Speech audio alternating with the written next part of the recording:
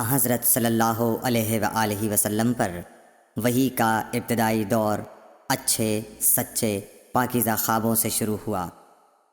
آپ خواب میں جو کچھ دیکھتے وہ صبح کی روشنی کی طرح صحیح اور سچا ثابت ہوتا۔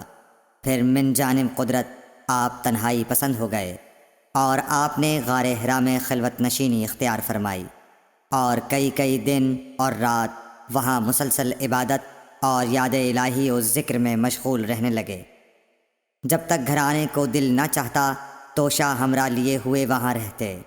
توشہ ختم ہونے پر ہی اہلیہ محترمہ حضرت خدیجہ رضی اللہ تعالی عنہا کے پاس تشریف لاتے اور کچھ توشہ ہمراہ لے کر پھر وہاں جا کر خلوت گزین ہو جاتے۔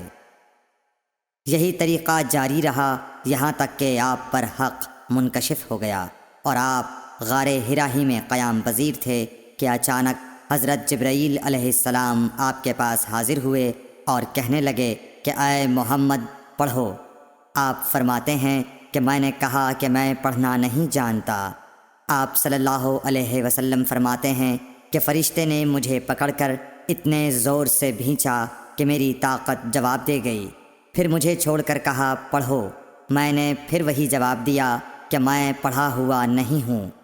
اس فرشتے نے مجھ کو نہایت ہی زور سے بھینچا کہ مجھ کو سخت تکلیف محسوس ہوئی۔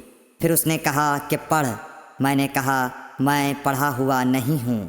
فرشتے نے تیسری بار مجھ کو پکڑا اور تیسری مرتبہ پھر مجھ کو بھینچا، پھر مجھے چھوڑ دیا اور کہنے لگا کہ پڑھو اپنے رب کے نام کی مدد سے جس نے پیدا کیا اور انسان کو خون کی پھٹکی سے بنایا۔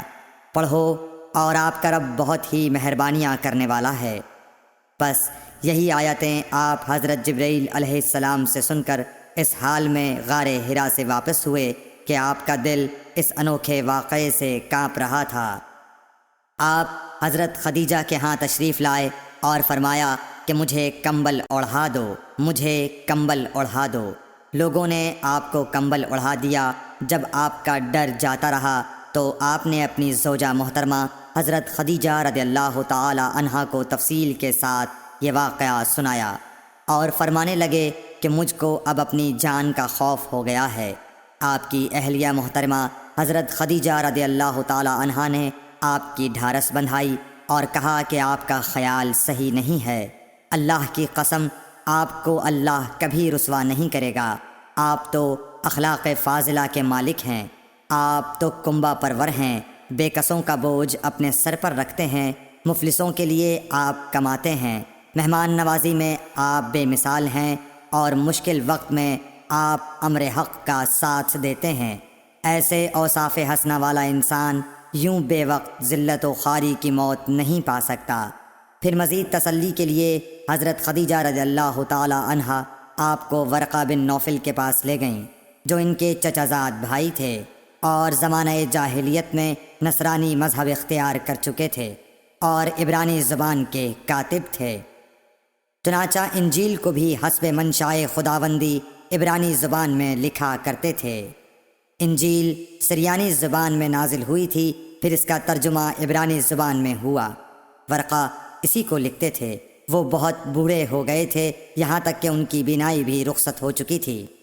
حضرت خدیجہ رضی اللہ تعالی عنہا نے ان کے سامنے آپ کے حالات بیان کیے اور کہا کہ اے چچا زاد بھائی، اپنے بھتیجے محمد صلی اللہ علیہ وسلم کی زبانی ذرا ان کی کیفیت سن لیجئے۔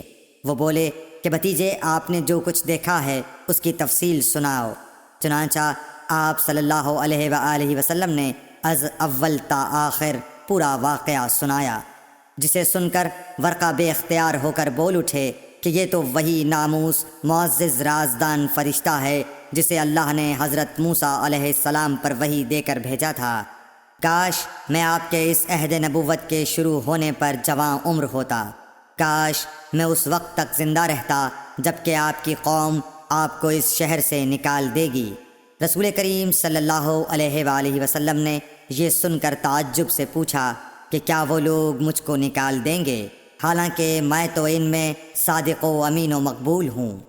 ورقہ بولا ہاں یہ سب کچھ سچ ہے، مگر جو شخص بھی آپ کی طرح امر حق لے کر آیا لوگ اس کے دشمن ہی ہو گئے ہیں۔ اگر مجھے آپ کی نبوت کا وہ زمانہ مل جائے تو میں آپ کی پوری مدد کروں گا، مگر ورقہ کچھ دنوں کے بعد انتقال کر گئے۔ پھر کچھ عرصے تک وحی کی آمد موقوف رہی۔ صحیح بخاری حدیث نمبر 3۔